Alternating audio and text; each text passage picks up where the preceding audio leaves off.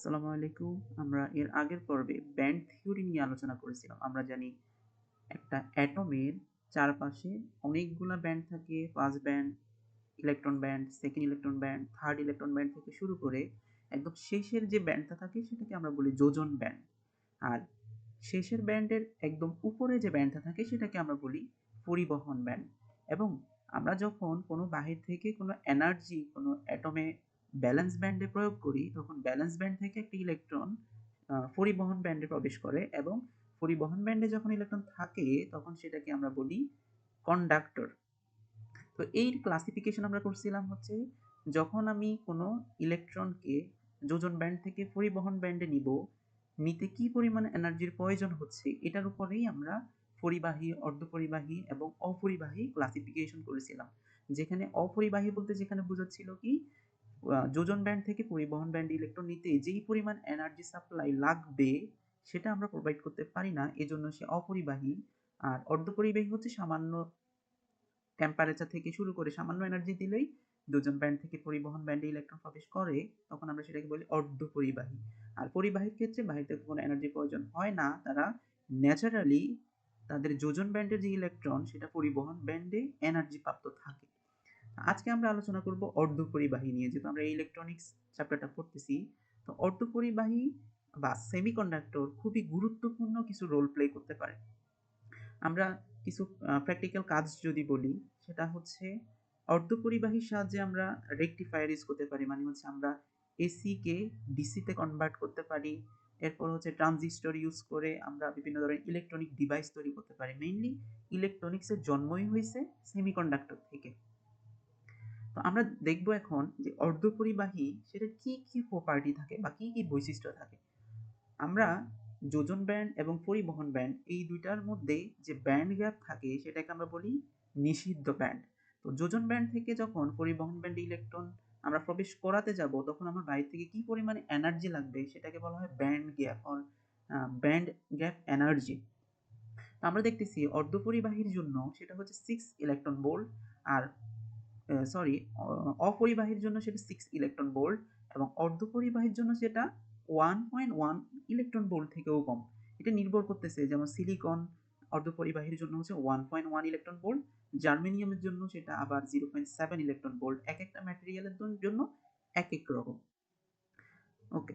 তো এই ব্যান্ড গ্যাপের উপর নির্ভর করবে যখন একটা পরিবহন ব্যান্ড একটা যোজন ব্যান্ড থেকে ইলেকট্রন আপ ডাউন বা এনার্জি প্রাপ্ত হবে, অথবা পরিবহন ব্যান্ড থেকে যখন ইলেকট্রন ব্যালেন্স ব্যান্ডে আসবে তখন সে একটা আবার লাইট ইমিট করবে। সেই লাইটটা যদি ভিজিবল এনার্জি গ্যাপ হয়, যেমন 2 থেকে 3 ইলেকট্রন ভোল্টের মধ্যে যদি কোনো সেমিকন্ডাক্টর থাকে তখন সেখান থেকে আমরা কিন্তু এলইডি পাবো, মানে হচ্ছে লাইট ইমিটিং ডায়োড।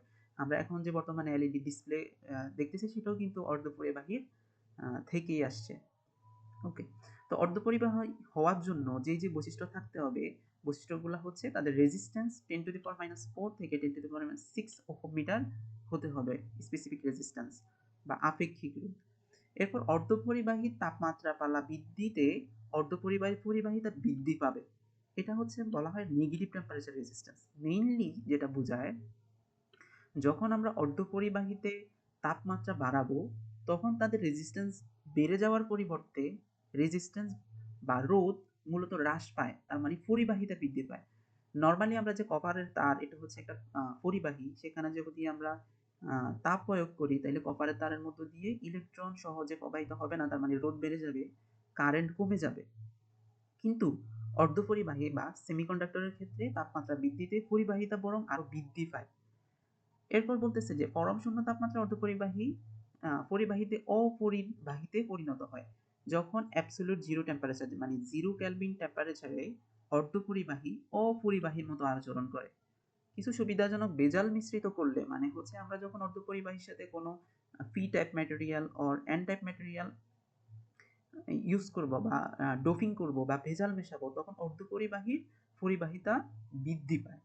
অর্ধপরিবাহী পরিবাহিতা বিভব পার্থক্যের উপর নির্ভর করে, প্রযুক্ত বিভব বৃদ্ধিতে এর পরিবাহিতা বৃদ্ধি পায়। ওকে, আমরা এখন দেখব ইলেকট্রন এবং হোল এর ধারণাটা কি। আমরা এখানে ছোট করে আমরা এখানে ছোট করে একটু দেখি যে এটা একটা ক্রিস্টাল, এই ক্রিস্টাল সিলিকনের হতে পারে। তো একটা সিলিকন ধরে নিচ্ছি, এটা একটা সিলিকন। সিলিকনের চারপাশে চারটা হচ্ছে তোমরা সবাই জানো যে সিলিকনের হচ্ছে যোজনী হচ্ছে 4, তার মানে হচ্ছে তার চারপাশে হচ্ছে চারটা কোভ্যালেন্ট বন্ড বা সমযোজী বন্ধন থাকে। তো নর্মালি যখন একটা স্বাভাবিক সিলিকনের ক্ষেত্রে ক্রিস্টালটা হচ্ছে দেখতে এরকম হয়, প্রত্যেকটা অ্যাটমের সাথে আট চারটা করে টোটাল আটটা ইলেকট্রন শেয়ার করে সমযোজী বন্ধনে। কিন্তু বাহির থেকে কোনো প্রকারের যদি আমরা হিট প্রয়োগ করি, যেমন এই ইলেকট্রনের উপর আমরা একটা হিট প্রয়োগ করলাম, তাহলে এই ইলেকট্রনটা এই জায়গা থেকে সরে সে মুক্ত হয়ে যেতে পারে, তখন এটাকে আমরা বলতেছি মুক্ত ইলেকট্রন। আর ইলেকট্রন যেখানে থাকার কথা সেখানে একটা ভ্যাকেন্সি বা হোল ক্রিয়েট হয়েছে, এটাকে আমরা হোল বলবো অথবা ভ্যাকেন্সি অফ ইলেকট্রন বলবো। Hole is not a physical something, it's a concept that tell us there is a vacancy of electron. Okay.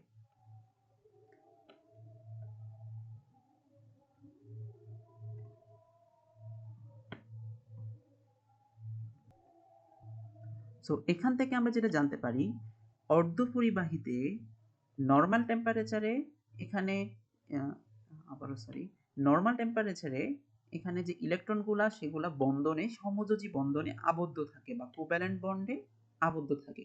কিন্তু বাহির থেকে যখন টেম্পারেচার প্রয়োগ করা হয় বা এনার্জি প্রয়োগ করা হয়, তখন ব্যালেন্স ব্যান্ডের ইলেকট্রনটা কন্ডাক্টিভ হয়ে যায়, মানে মুক্ত হয়ে যায়, তখন সেটাকে আমরা বলি মুক্ত ইলেকট্রন।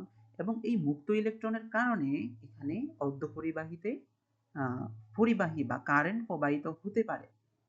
এই জন্য আমরা এখানে বলছি যে তাপমাত্রা বৃদ্ধিতে পরিবাহিতা বৃদ্ধি পায়, এই যে ফ্রি ইলেকট্রনের জন্য বা মুক্ত ইলেকট্রনের জন্য। আচ্ছা, এখন আমরা দেখব অর্ধপরিবাহীতে যদি আমরা বেজাল মিশ্রিত করি তখন এখানে কি কি সুবিধা আমরা পেতে পারি। প্রথমত অর্ধপরিবাহীকে আমরা দুইভাবে শ্রেণীবিভাগ করতে পারি। একটা হচ্ছে বিশুদ্ধ বা ইন্ট্রিনসিক সেমিকন্ডাক্টর, বিশুদ্ধ অর্ধপরিবাহী, আরেকটা হচ্ছে অবিশুদ্ধ অর্ধপরিবাহী। বিশুদ্ধ অর্ধপরিবাহীতে কি হয় সেটা আমরা বলছি, এইটা হচ্ছে একটা বিশুদ্ধ অর্ধপরিবাহী যেখানে সবাই হচ্ছে সিলিকন, এবং বিশুদ্ধ অর্ধপরিবাহী বিদ্যুৎ পরিবহন করে না, কিন্তু যখন ফ্রি ইলেকট্রন বা হোল তৈরি হয় তখন সামান্য পরিমাণে ইলেকট্রন এবং হোল থাকার কারণে এখানে বিদ্যুৎ পরিবহন হয়। তো বিদ্যুৎ পরিবহনটা খুবই কম হওয়ার কারণে অর্ধপরিবাহীটা বা বিশুদ্ধ অর্ধপরিবাহীটা আমরা কোথাও ব্যবহার করি না। তাহলে আমরা কি ব্যবহার করব? অবিশুদ্ধ বা ভেজাল মিশ্রিত অর্ধপরিবাহী। ভেজাল মিশ্রিত অর্ধপরিবাহী বলতে কি বোঝায়, আচ্ছা সেটা দেখি।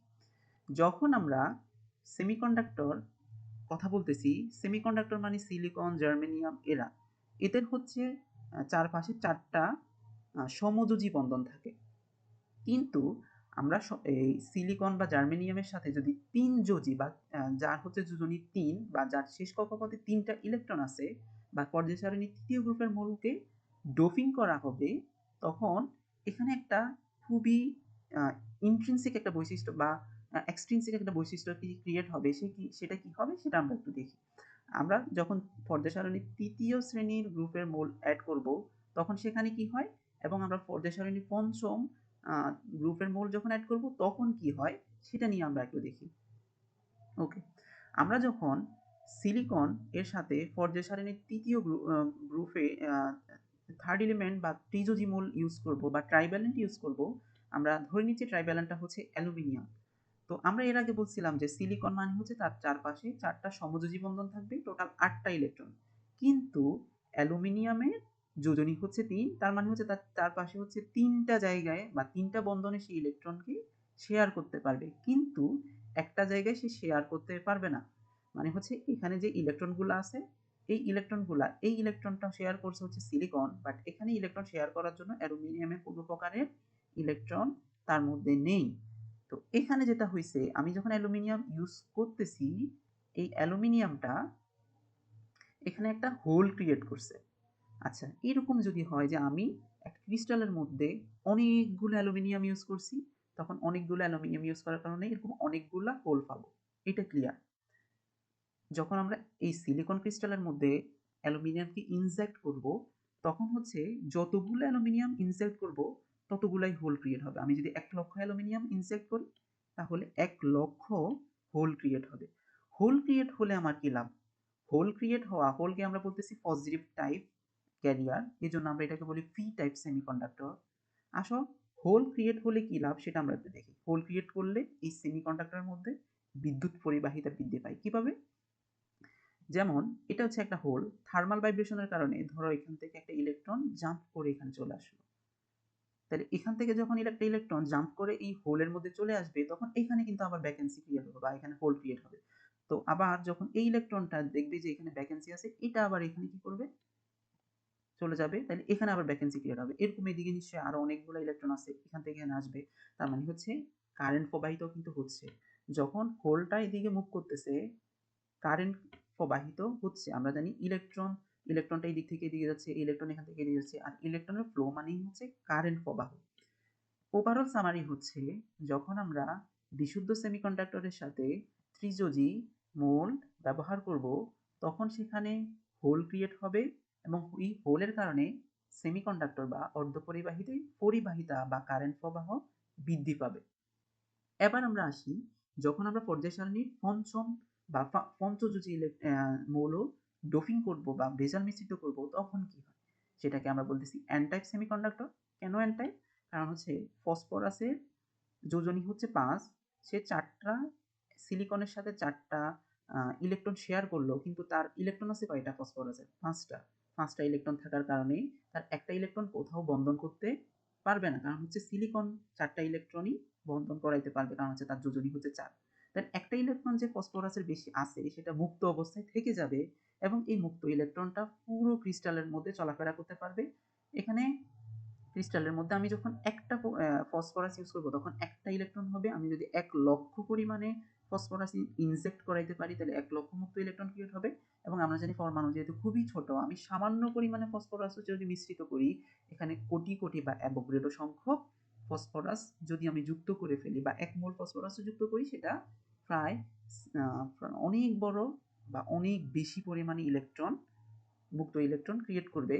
যেহেতু এই ক্রিস্টালের মধ্যে ইলেকট্রনের পরিমাণটা বেশি, এই জন্য এটাকে আমরা বলতেছি নেগেটিভ টাইপ, কারণ ইলেকট্রনের চার্জ হচ্ছে নেগেটিভ, এই জন্য আমরা এটাকে বলতেছি নেগেটিভ টাইপ সেমিকন্ডাক্টর। আর যখন ক্রিস্টালের মধ্যে হোলের সংখ্যা বেড়ে যাচ্ছে অ্যালুমিনিয়াম যুক্ত করার কারণে, তখন সেটাকে আমরা বলতেছি কি? পি টাইপ, কারণ হোল হচ্ছে positive type career. Okay,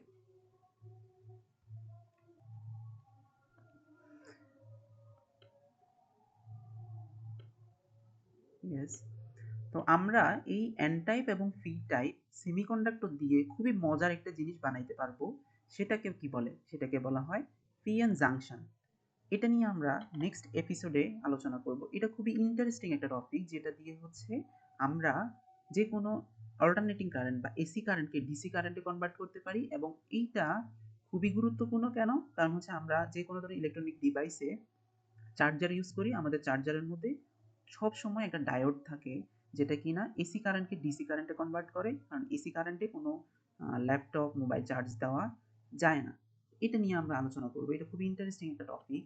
thank you সবাইকে এতটুকু থাকার জন্য।